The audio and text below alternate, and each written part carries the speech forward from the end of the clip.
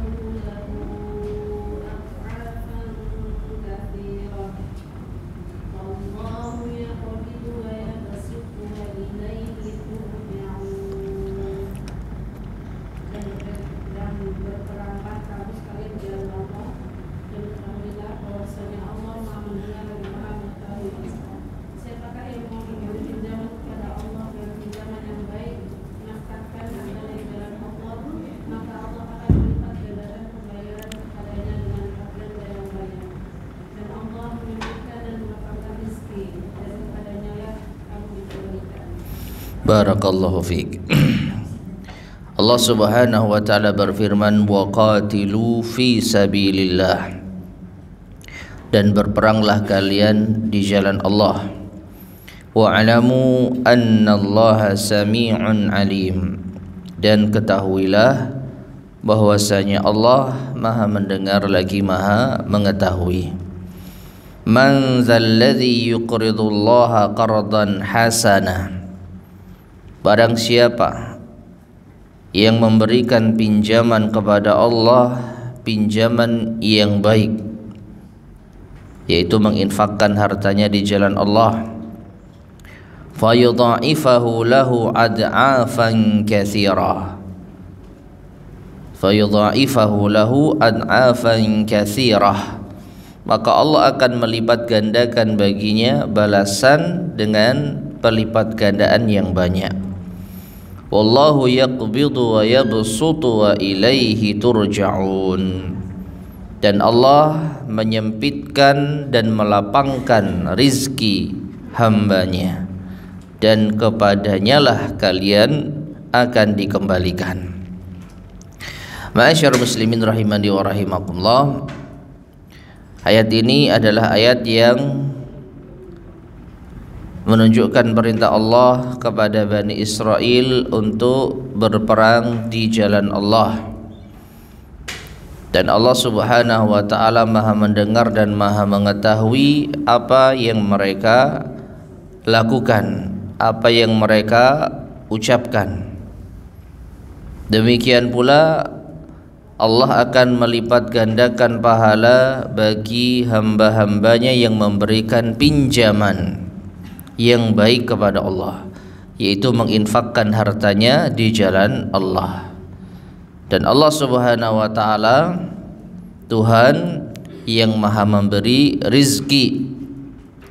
Di antara hamba-hambanya ada yang disempitkan rizkinya dan ada yang dilapangkan. Namun semuanya sama akan kembali kepada Allah Subhanahu wa taala. Baik, sekarang kita baca penjelasan dari al-muallif Syekh Abdurrahman Ibn Nasir As-Sa'di rahimahullahu taala. Qala al-muallif rahimahullah, jama'allahu bainal amri bil qital fi sabilihi bil mali wal badan. Allah Subhanahu wa taala mengumpulkan antara perintah untuk berperang di jalannya bil mal dengan harta, wal badan dan dengan badan, anggota tubuh. Di annal jihada la yaqumu illa bil amraini. Karena jihad tidak tegak kecuali dengan dua perkara ini. Jihad dengan harta dan jihad dengan badan, yaitu dengan fisik, dengan anggota badan. Yaitu pada firman Allah Subhanahu wa taala, waqatilu fi sabilillah. Ini isyarat perintah untuk berjihad dengan anggota badan, dengan tenaga. Adapun firman Allah, man dzalladzi yuqridullaha qardan hasana, ini isyarat perintah untuk berjihad dengan apa? Harta. Ya, dengan harta. Kemudian wahassa 'alal ikhlasi fi. Allah juga memotivasi, mendorong orang yang berjihad itu untuk ikhlas di dalamnya. Bi an yuqatilal 'abdu litakuna kalimatullahi hiyal 'ulya. Itu dengan seorang hamba berperang agar kalimat Allah itu menjadi tinggi. Fa innallaha sami'. Ini yang mengisyaratkan ketika berjihad itu harus ikhlas, karena Allah Subhanahu wa taala sami'un, mendengar lil aqwal, ucapan-ucapan. Wa in khafiyat, meskipun samar, meskipun lirih. Alimun, dan Allah itu alim, maha mengetahui, bima tahtawi alaihil qulub, mengetahui apa yang ada di dalam hati, apa yang terlintas di dalam hati, minan niyatis salihati wa dhiddiha, berupa niat yang salihah atau sebaliknya. Allahu sami', Allah mendengar ucapan kita, Allahu alim, dan Allah mengetahui isi hati kita. Maka ini memberi pelajaran kepada kita bahwa kita harus ikhlas di dalam berjihad.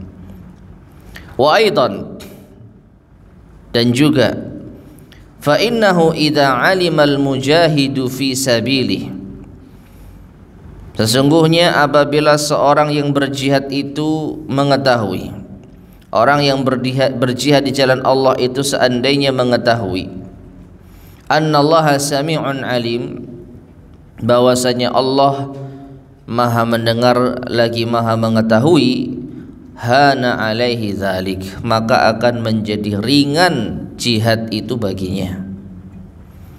Wa alima, dan dia mengetahui, annahu bi'ainihi ma yatahammalul mutahammilun min ajlihi.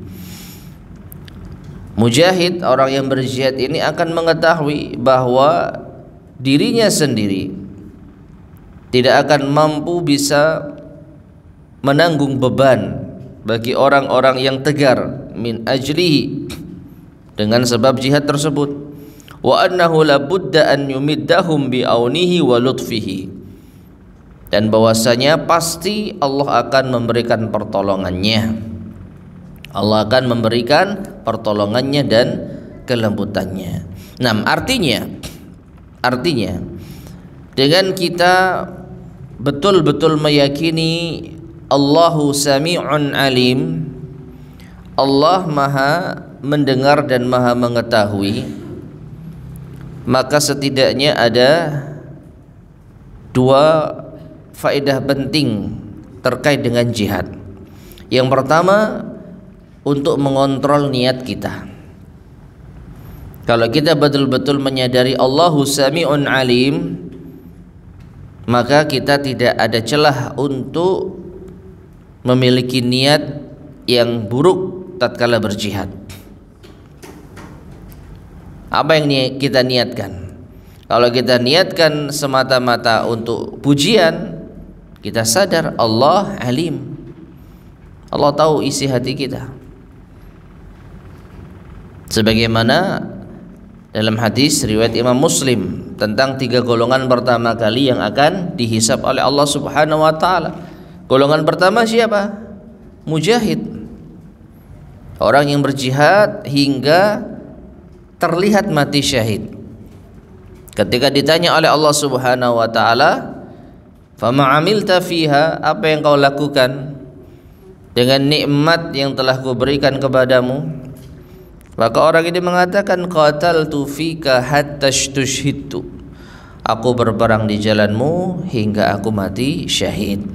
Apa kata Allah? "Kadzabta," engkau dusta. Engkau berperang agar engkau dipuji sebagai seorang pahlawan. Nah, ini menunjukkan kalau orang itu menyadari Allah itu Sami'un Alim, maka ini bisa mengikis niat-niat buruk. Ini faedah yang pertama. Faedah yang kedua, ketika seseorang menyadari bahwasanya Allahu Sami'un Alim, maka seorang yang berjihad pasti akan merasa tenang dan ringan. Kenapa? Karena Allah mengetahui kondisi dirinya. Mustahil Allah menyia-nyiakan orang yang berperang di jalannya. Mustahil Allah tidak menolong agamanya. Ya. Maka beban itu tidak bisa dia tanggung sendiri. Beban berat untuk meninggikan kalimat Allah, mustahil ini berada di tangan kita semata-mata. Mustahil diri kita sendiri yang akan menanggung beban. Kita bisa tegar untuk tetap berjihad di jalan Allah, mustahil karena kemampuan kita. Pasti ada pertolongan dari Allah. Karena apa? Allahu Sami' Alim. Allahu Sami'un Alim. Allah mendengar dan Allah mengetahui kondisi kita. Mendengar yaitu tatkala kita mungkin butuh bantuan, dan Allah itu mengetahui kondisi kita tatkala berjihad di jalannya. Nah, kemudian beliau mengatakan, wa ta'ammal hadzal hatsal latifa 'alan nafaqah, dan perhatikanlah anjuran yang sangat halus terkait dengan infak.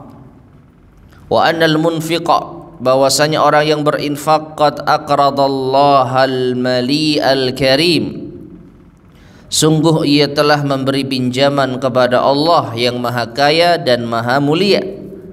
Wa wa'adahul mudha'afatal katsirah, dan Allah menjanjikan baginya berlipat-lipat balasan yang banyak. Kama qala ta'ala, sebagaimana Allah Ta'ala berfirman, mathalul ladzina yunfiquna amwalahum fi sabilillah kamathali habbatin ambatat sab'a sanabila fi kulli sumbulatin mi'atu habbah wallahu yudha'ifu liman yasha wallahu wasi'un alim. Perumpamaan orang-orang yang berinfak atau menginfakkan hartanya di jalan Allah seperti satu biji. Jadi orang yang berinfak itu seperti menanam satu biji, yang dari satu biji ini ambatat, menumbuhkan sab'a sanabil, 7 tangkai. Fi kulli sumbulatin mi'atu habbah, pada setiap tangkainya ada 100 biji. Berarti nanam satu biji, tumbuh berapa biji? 700, karena dari satu biji ini tumbuh 7 tangkai. Di setiap tangkai ada 100 biji. ya, maka satu biji yang kita tanam ini akan menghasilkan 700 biji. Ini perumpamaan yang sangat-sangat jelas. Infak yang kita berikan di jalan Allah akan dibalas dengan berlipat-lipat, setidaknya 700 kali lipat. Dan Allah akan melipat gandakan bagi siapa yang Allah kehendaki. Mungkin bisa lebih dari itu. Dan Allah Maha luas dan Maha mengetahui. Ya. Nah ini infak secara umum. Ayat ini terkait dengan infak secara umum. Adapun ayat yang kita bahas tadi adalah infak di jalan Allah, khususnya untuk berperang atau berjihad. Nah, kemudian walamma kana al-mani'ul akbaru minal infaqi khaufal imlaq. Dan ketiga penghalang terbesar dari berinfak itu adalah khawatir miskin, akhbara ta'ala, Allah Ta'ala mengabarkan, annal ghina wal faqra biyadillah, bahwasanya kekayaan dan kemiskinan itu ada di tangan Allah. Wa annahu yaqbidur rizqa ala man yasha wa yabsutuhu ala man yasha, dan bahwasanya Allah menyempitkan rezeki pada siapa yang Allah kehendaki, dan Allah membentangkannya, melapangkannya juga pada siapa yang Allah kehendaki. Ya, jadi jangan khawatir dengan berinfak di jalan Allah. Allah sudah tetapkan keadaan hamba. Ada yang Allah lapangkan, ada yang Allah sempitkan. Naam. Fala yata'akharu man yuridul infaqa khaufal faqri. Maka janganlah orang yang ingin berinfak menunda infaknya karena khawatir fakir. Wala yadhunnu annahu dha'i'un, dan janganlah ia mengira bahwa dia akan hilang, maksudnya dia akan menjadi miskin, hilang hartanya. Bal marji'ul ibadu kulluhum ilallah, bahkan kembalinya hamba-hamba itu seluruhnya kepada Allah. Artinya meskipun kita dalam kondisi kaya dan sempit di dunia, tetap semua kembali kepada Allah. Tidak ada yang kita bawa mati harta yang kita miliki. Jadi mau miskin, mau kaya, mau lapang, mau sempit, itu hanya apa? Di dunia. Di akhirat semua kembali kepada Allah Subhanahu wa taala tanpa membawa harta sedikit pun. Naam. Fayajidul munfiquna wal 'amiluna ajrahum indahu muddakhara. Maka orang-orang yang berinfak dan yang beramal akan mendapati pahala mereka di sisi Allah itu tersimpan.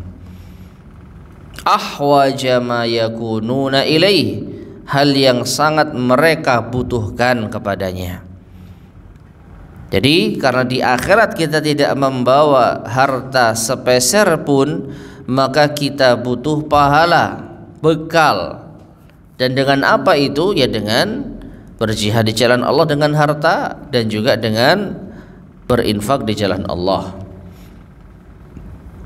Jadi meskipun harta kita itu nampak berkurang, pada hakikatnya dia tersimpan untuk kita dapatkan di akhirat nanti. Kemudian wa yakunu lahu minal waqa'il azim, sehingga harta simpanan di akhirat tersebut memiliki kepentingan yang besar bagi hamba, ma la yumkinu ta'biru anhu, yang tidak mungkin diungkapkan dengan kata-kata. Ya, apa yang kita infakkan di jalan Allah dan apa yang kita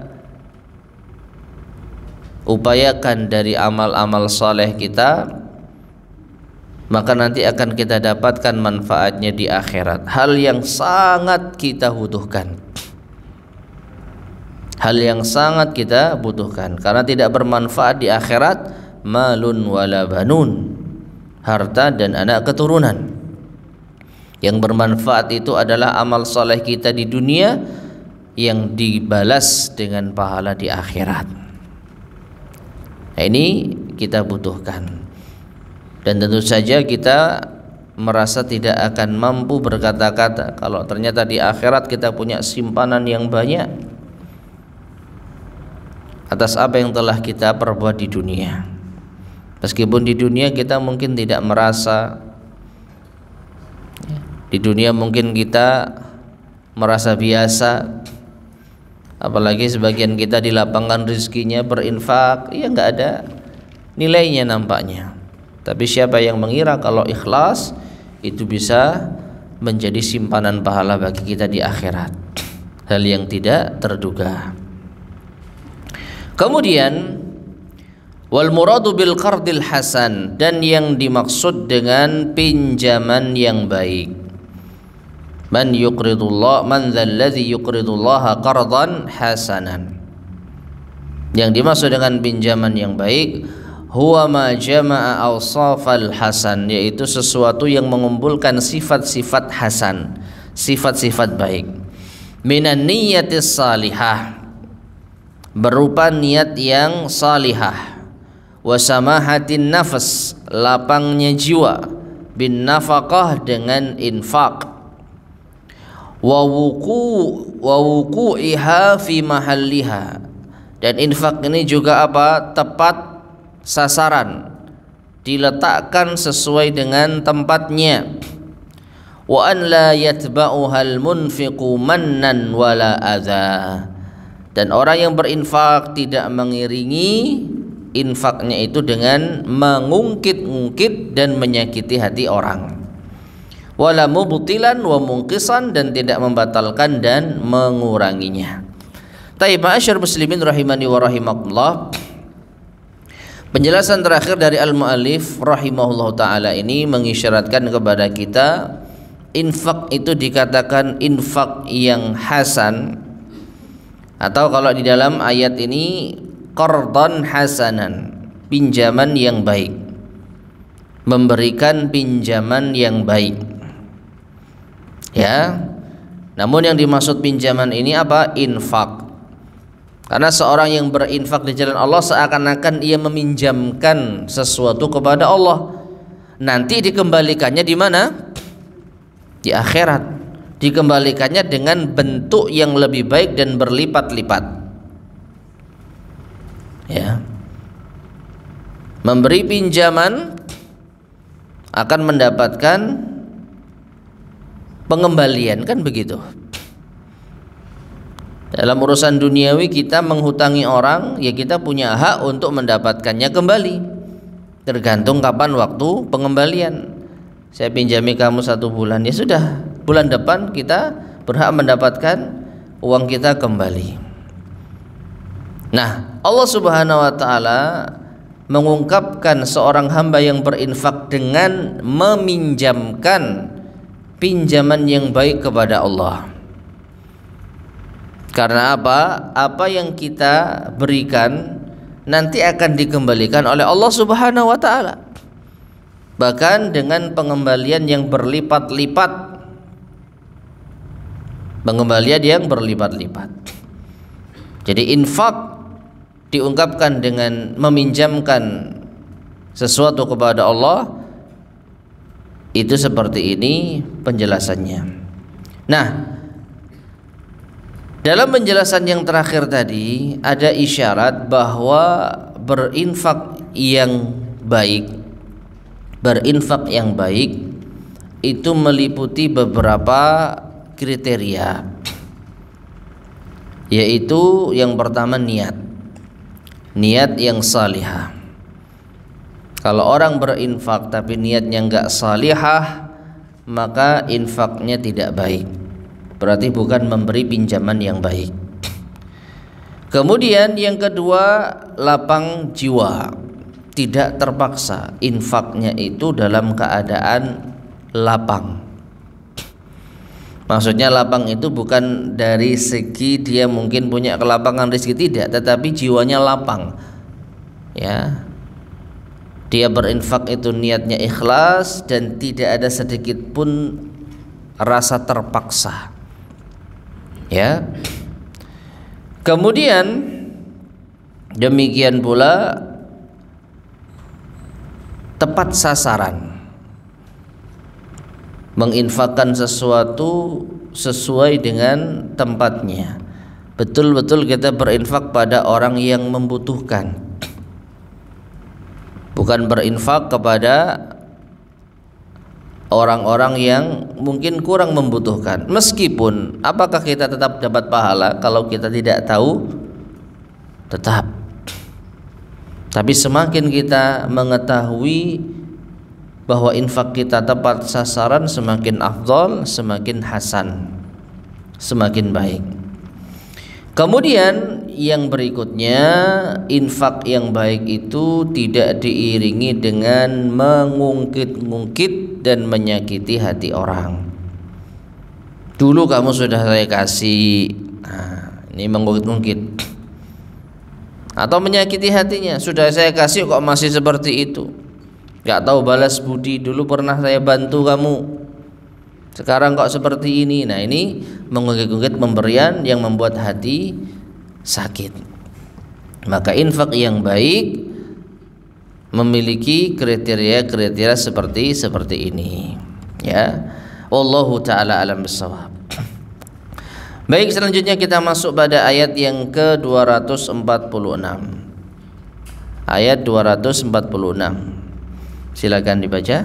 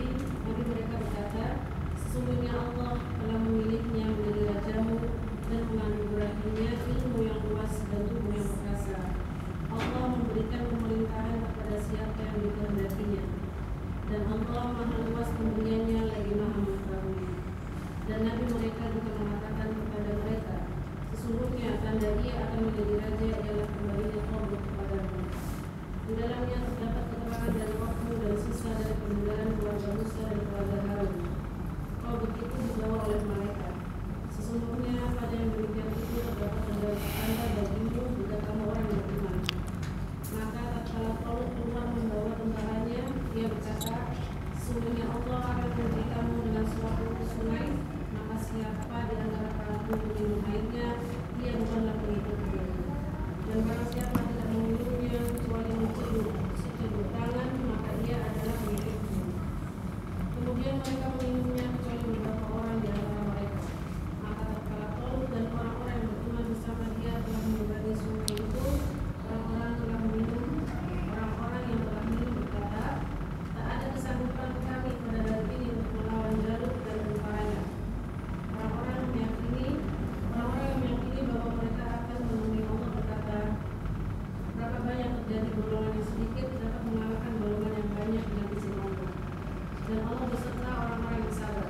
Tatkala Jalut dan tentaranya telah nampak oleh mereka, mereka pun berdoa, ya Rabb kami, kuatkanlah kesabaran atas diri kami dan kokohkanlah pendirian kami dan tolonglah kami terhadap orang-orang kafir. Mereka tentara Talut mengalahkan para Jalut dengan izin Allah, dan dalam peperangan itu Daud membunuh Jalut.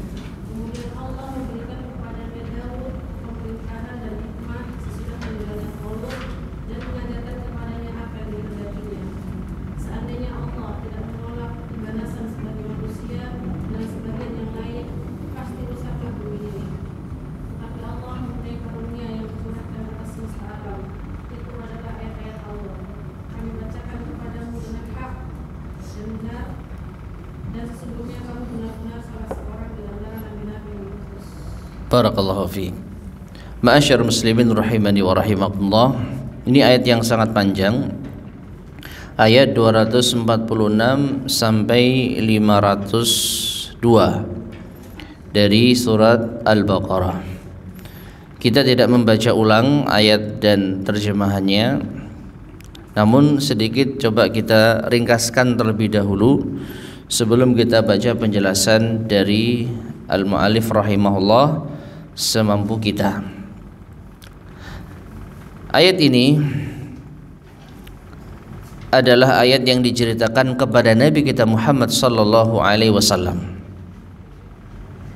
Pada bagian terakhir di ayat ke 252 Allah berfirman, tilka ayatullahi natluha alaika bilhaq. Demikian itulah ayat-ayat Allah yang kami bacakan kepadamu wahai Muhammad dengan kebenaran. Kisah ini kisah yang benar yang telah Allah ceritakan kepada Nabi kita Muhammad sallallahu alaihi wasallam. Wa innaka laminal mursalin, dan sungguh engkau termasuk di antara utusan-utusan Allah. Jadi bawakan kisah ini kepada Yahudi yang ada di kota Madinah, biar mereka mengetahui bahwasanya engkau wahai Muhammad adalah utusan Allah. Karena kisah ini kisah dari keturunan Bani Israel yang tidak banyak orang mengetahuinya. Tapi Nabi kita Muhammad SAW mendapatkan wahyu dari Allah, mengetahui secara detail kisah tentang para pendahulu mereka yang ada. Nah, alam tara ilal mala'i min Bani Israel min ba'di Musa. Jadi kisah ini dimulai dari Bani Israel sepeninggal Nabi Musa alaihissalam. Bani Israel sepeninggal Nabi Musa alaihissalam, ketika mereka meminta kepada Allah agar ditunjuk seorang raja dari kalangan mereka agar mereka bisa berperang di jalan Allah. Tapi Nabi mereka mengatakan, jangan-jangan nanti kalau Allah sudah angkat raja kalian tidak mau berperang. Jadi dulu pernah kita baca ya ayat di pertengahan surat Al-Baqarah bahwa sepeninggal Nabi Musa alaihissalam, ya, biar pasti ya, kita baca saja ayat yang keberapa itu. Bentar.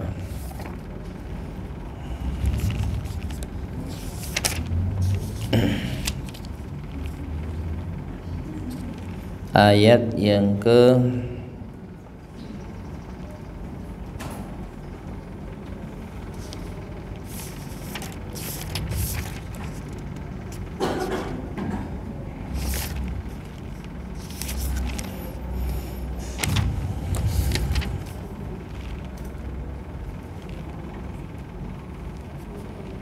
Baik.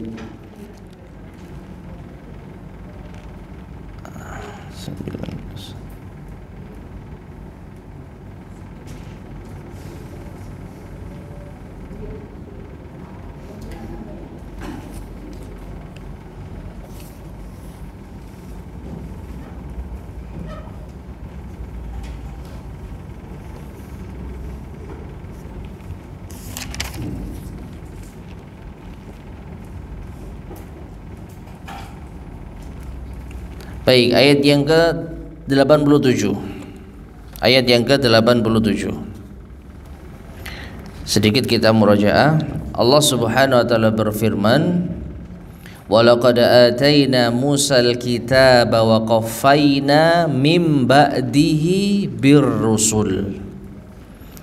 Wa atayna Isa ibn Maryam al-bayyinati wa ayyadnahu biruhil qudus. Afakullama ja'akum rasulun bima la tahwa anfusukum mustakbartum fafariqan kadzabtum wa fariqan taqtulun." Yang artinya, dan sungguh kami telah memberikan Musa Alkitab, yaitu Taurat, dan kami susulkan sepeninggalnya para rasul. Nah, ini yang kita bahas di ayat yang ke 246, ya, 246. Alam tara ilal mala'i min bani Israila mim ba'di Musa idh qalu linabiyyin lahum. Tidakkah engkau melihat sekelompok Bani Israel sepeninggal Nabi Musa berkata kepada nabi mereka? Jadi nabi yang diutus setelah Nabi Musa, namun sebelum Nabi Isa, ya.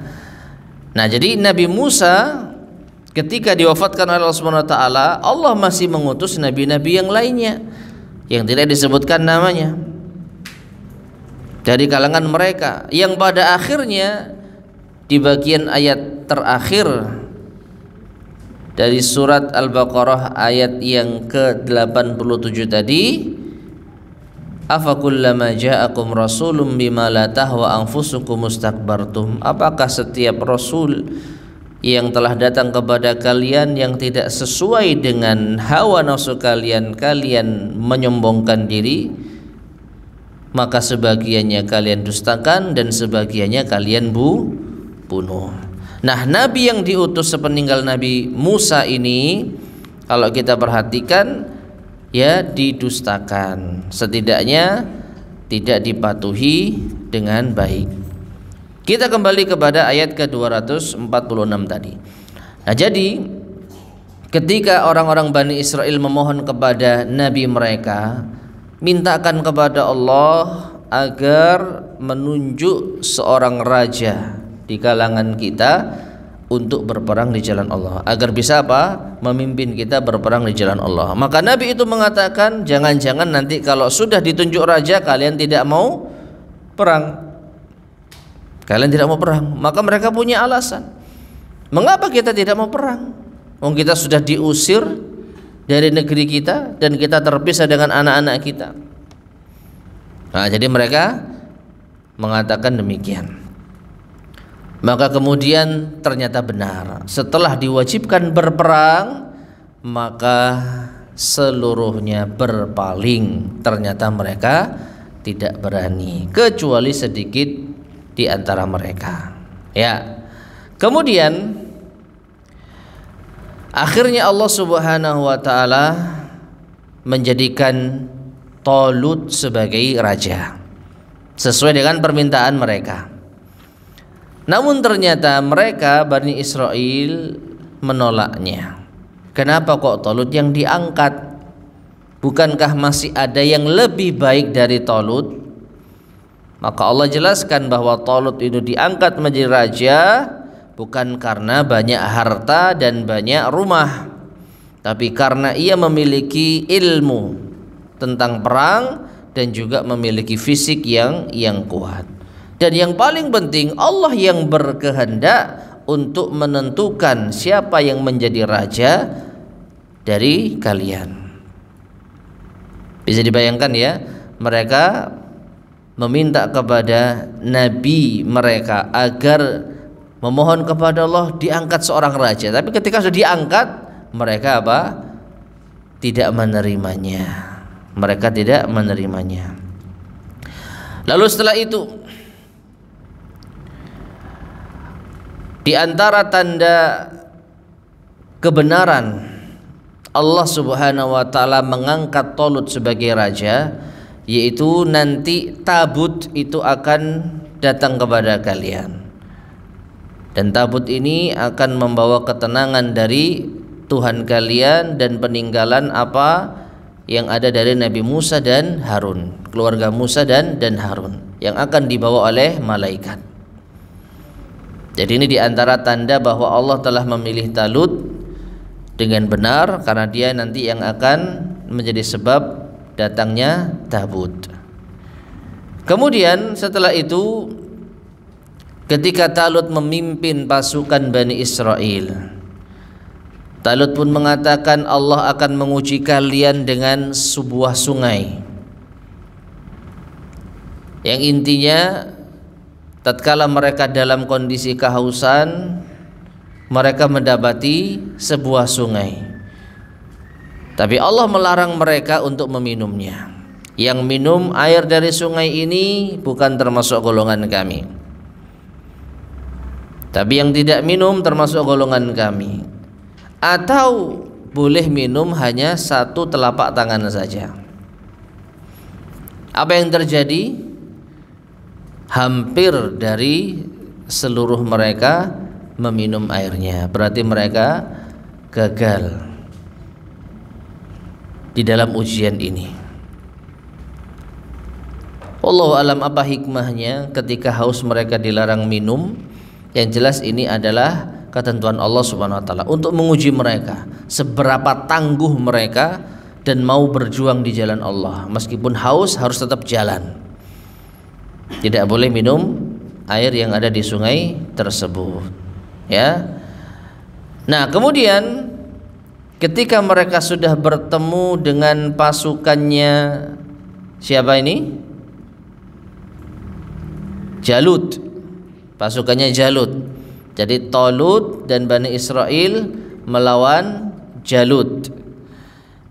Ketika mereka sudah mendekat dengan pasukan Jalut, mereka kembali beralasan la taqata lana bijalut wa juludi. Kita nggak akan mungkin bisa mengalahkan Jalut dan pasukannya.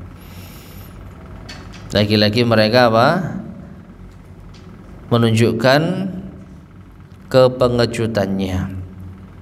Namun ada di antara mereka yang beriman dan berharap bertemu dengan Allah, memotivasi betapa banyak jumlah pasukan yang sedikit mengalahkan jumlah pasukan yang besar dengan izin Allah. Dan Allah bersama dengan orang yang sabar. Ya, jadi masih ada ya di dalam pasukan tersebut orang-orang yang beriman. Ya.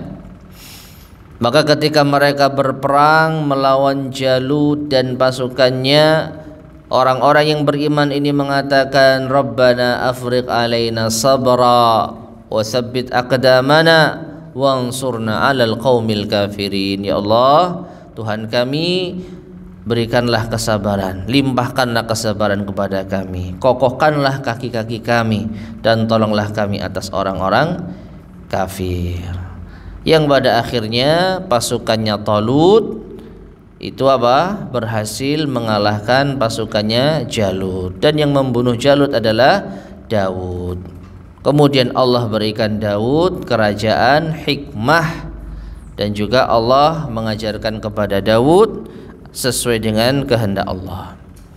Kemudian Allah Subhanahu wa taala menjelaskan tentang hikmah adanya berperang ini. Apa? Kalau tidak ada peperangan, maka la fasadatil ard, bumi ini akan rusak. Ya, di antara hikmah jihad, maka bumi ini akan tetap senantiasa baik. Kenapa? Karena kalau tidak ada perang antara kebatilan dengan kebenaran, maka kebatilan ini akan menyebar di muka bumi. Kalau tidak ada syariat jihad, tidak boleh berperang dengan orang-orang kafir yang membawa kebatilan mereka, maka bumi akan rusak, dirusak dengan maksiat dan dosa. Maka dengan sebab itulah Allah daf'ullahin nasa ba'dahum bi ba'd. Allah membenturkan sebagian manusia dengan sebagian yang lain. Allah menjadikan mereka berperang, yang pada akhirnya Allah memberikan kemenangan bagi hamba-hambanya yang beriman, ya. Dan diakhiri dengan tilka ayatullahi natluha alaika bilhaq, ya. Ini semua adalah ayat-ayat Allah yang kami bacakan kepadamu, hai Muhammad. Jadi Nabi SAW mendapatkan wahyu dari Allah berupa kisah para pendahulu Yahudi Madinah. Dan ini adalah suatu mukjizat yang luar biasa. Bagaimana seorang Muhammad, seorang yang tidak bisa baca tulis, seorang yang berasal dari kota Mekah yang jauh dari negeri Syam, negerinya para nabi, kok bisa tahu kisah nabi-nabi terdahulu? Mustahil orang seperti Muhammad bisa tahu seperti itu kecuali datang dari wahyu Allah Subhanahu wa taala. Dan sering kali kita sampaikan bahwa surat Al-Baqarah ini banyak menyinggung tentang Bani Israel karena memang sasaran dakwah yang paling utama orang-orang Yahudi di kota Madinah. Wallahu taala alam bissawab. Baik. Sekarang kita baca penjelasan dari Al-Mu'allif rahimahullah, ayat yang ke-246 sampai 252, ya. Taib. Qala al-mu'allif rahimahullah, alam tara qala Allah Ta'ala, alam tara ilal mala'i min bani Israila min ba'di Musa id qalu li nabiyyin lahum mub'ats lana malikan nuqatil fi sabilillah ila akhiril qissah. Jadi ayat ini sampai akhir kisah, yaqussullahu ta'ala hadhil qissata 'alal ummah. Allah Ta'ala mengkisahkan kisah ini kepada umat, ya. Jadi kita bisa membacanya, jadi menunjukkan bahwa Allah menceritakan kepada umat ini, liya'tabiru wa liyarghabu fil jihad, agar umat ini mengambil ibrah, pelajaran, dan agar umat ini mencintai jihad. Wala yankilu anhu, dan tidak takut dengan jihad. Fa inna sabirina sarat lahumul awaqibul hamidatu fid dunya wal akhirah. Karena orang-orang yang bersabar, yaitu mereka yang berjihad, maka mereka akan mendapatkan hasil yang terpuji di dunia dan di akhirat. Wan nakilin, sedangkan orang-orang yang takut, khasirul amrain, mereka mendapatkan kerugian juga di dunia dan di akhirat. Ya.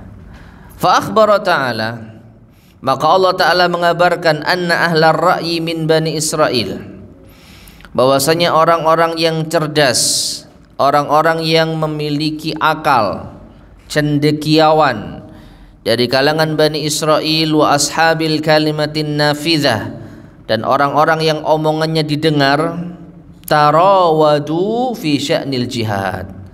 Perhatikan, merekalah yang pertama kali menghendaki jihad, mereka yang usul untuk berjihad.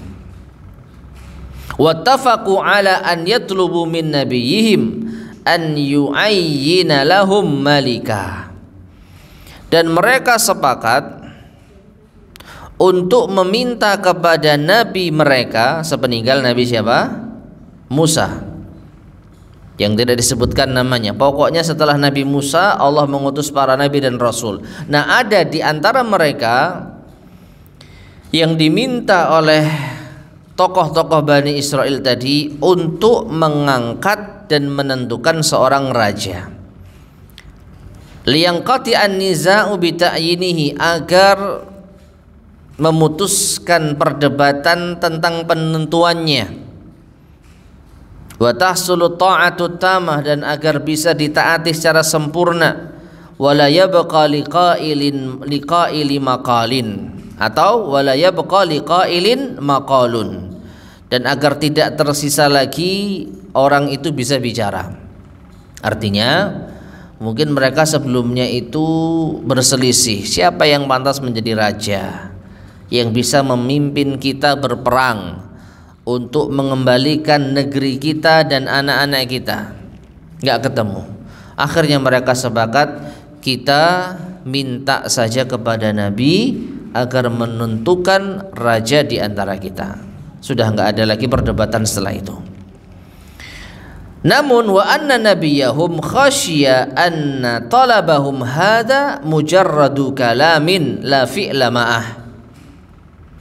Tetapi nabi mereka ini khawatir bahwa permintaan mereka ini hanya omong kosong, hanya mujarradul kalam, hanya omongan saja, ya omong kosong, tidak ada apa prakteknya. Hanya ngomong tapi tidak ada prakteknya.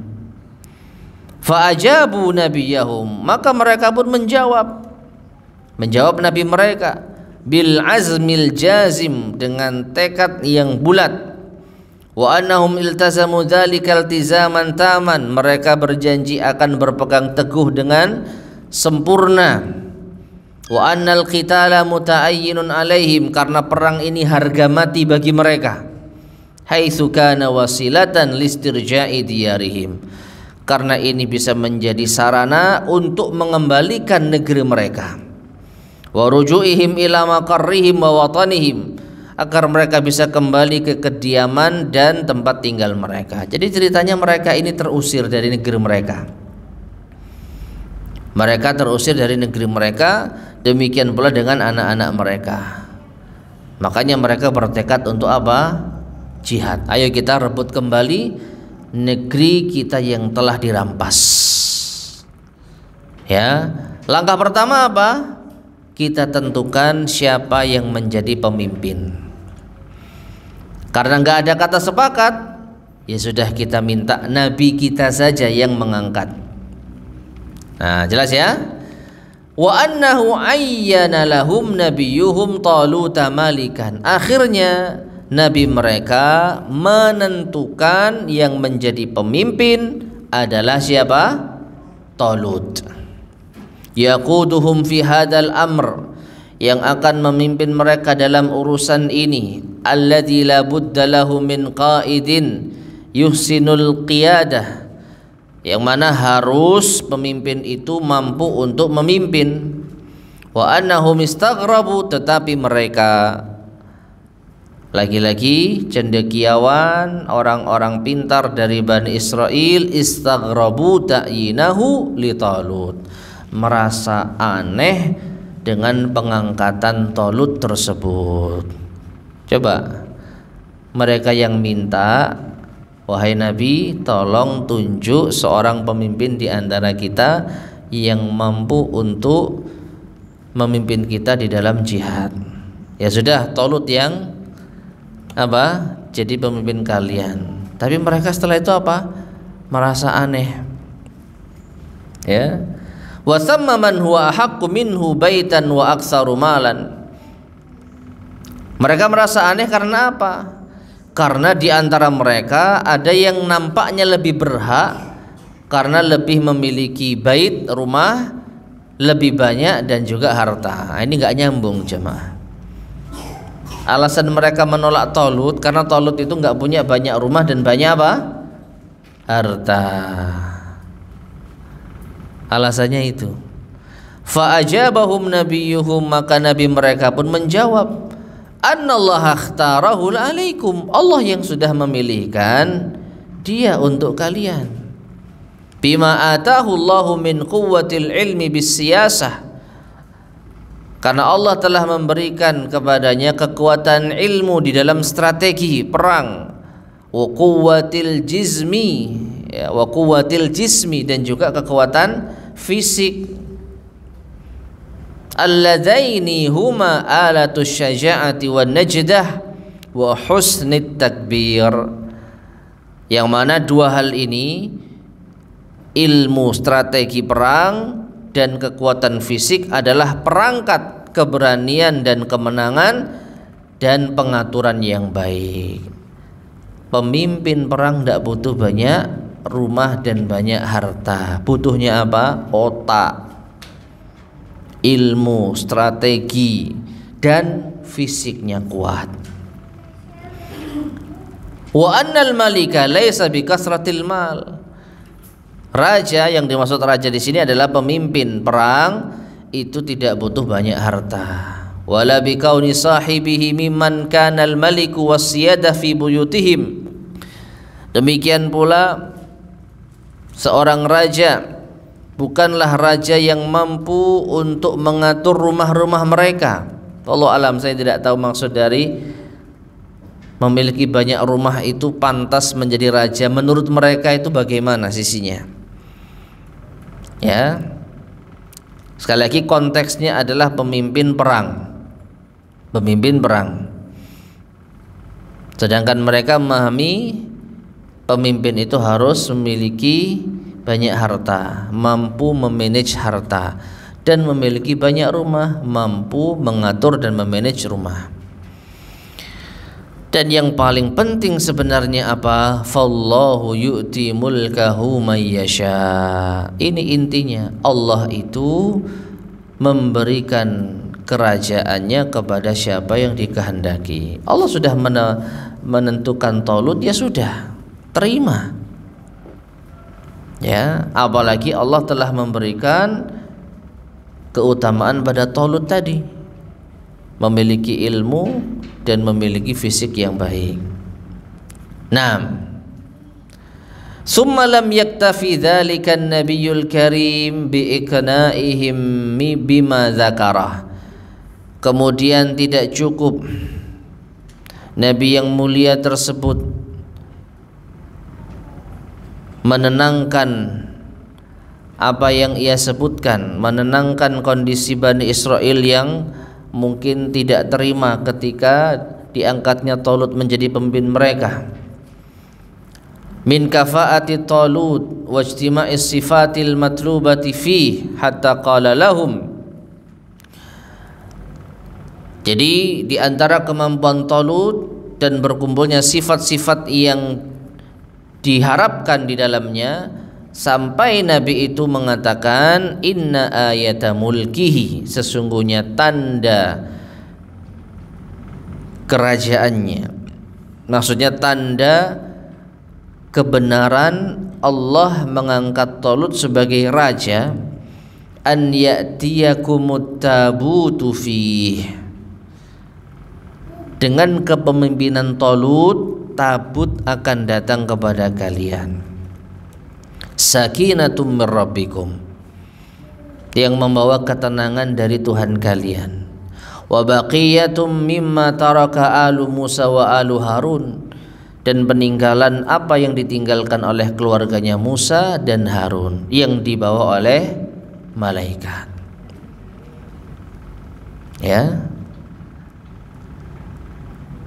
Jadi ini bukti kebenaran Allah mengangkat Talut sebagai raja. Nanti dia akan menjadi sebab datangnya tabut kepada kalian yang dibawa oleh malaikat beserta peninggalan keluarga Nabi Musa dan keluarga Nabi Harun. Wa kana hadat tabutu qad istaulat alaihi al-a'da, dan sebelumnya tabut ini telah dikuasai oleh musuh. Berarti nanti apa? Berhasil direbut kembali atas kepemimpinan siapa? Talut. Berarti Allah tidak salah menunjuk Talut. Dan memang bagi orang yang beriman tidak akan pernah salah Allah telah menentukan seseorang untuk diangkat menjadi raja. Hanya saja Bani Israel ini kaum yang membangkang sejak dulu, kan begitu. Ya, selalu tidak puas dengan keinginan mereka. Maka cocok dengan ayat yang tadi kita baca tadi. Ya. Afakullama ja'akum, ya, apakah setiap datang kepada kalian rasul-rasul yang diutus bima la tahwa anfusukum mustakbartum, yang tidak sesuai dengan hawa nafsu kalian, kalian menyombongkan diri. Pokoknya nggak cocok sama selera kalian, kalian lawan. Ya, sebagiannya didustakan, sebagiannya dibunuh. Nah, seperti itu. Naam, falam yaktafu bisifatil ma'nawiyyati fi Talut. Bahkan mereka tidak mencukupkan dengan sifat-sifat secara maknawi terhadap Talut. Wala bi ta'yinillahi lahu ala lisani nabiyihim, dan juga tidak cukup dengan penetapan Allah terhadap Talut sebagai raja melalui lisan nabi mereka, hatta yu'ayyidu dzalika hadhil mu'jizah, hingga Allah menetapkannya dengan mukjizat ini. Walihada qal, karenanya Allah berfirman, inna fi dzalika la ayatan lakum in kuntum mu'minin. Sesungguhnya yang demikian itu adalah tanda-tanda kekuasaan Allah atas kalian jika kalian orang yang beriman. Fahina idin salimu wanqadu, maka saat itulah mereka baru menerima dan patuh. Nah, jadi alasan-alasan yang disebutkan oleh nabi mereka bahwa Talut itu dipilih karena kemampuan ilmunya dan fisiknya, awalnya ditolak. Baru setelah nabi mereka menjelaskan bahwa Allah memilih Talut ini karena nanti tabut akan kembali kepada kalian membawa ketenangan dan membawa peninggalan Nabi Musa dan Harun yang dibawa oleh malaikat. Nah, ini berarti mukjizat. Setelah mereka mendengarkan mukjizat tersebut, baru mereka patuh dan menerima. Namun sekali lagi, ini hanya sementara. Karena apa? Nanti ada lagi ujian tentang sungai yang mereka pada akhirnya gagal.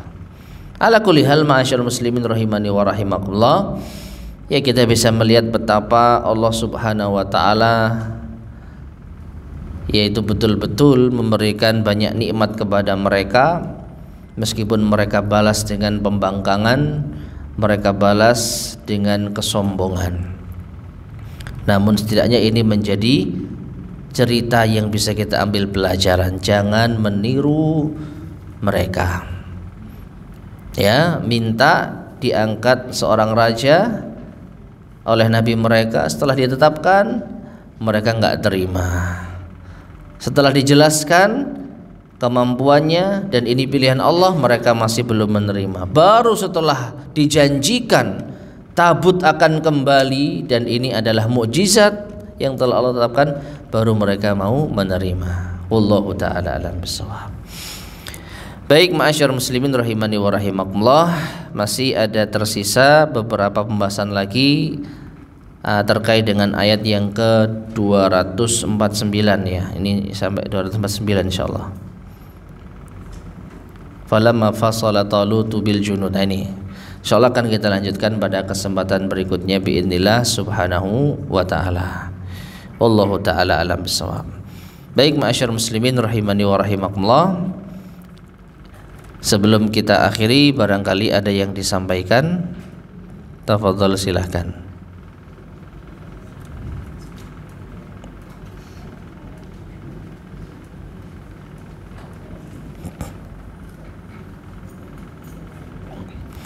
Baik, jika tidak ada, kita cukupkan sekian. Mudah-mudahan bermanfaat. Kurang lebihnya saya mohon maaf. Kita akhiri.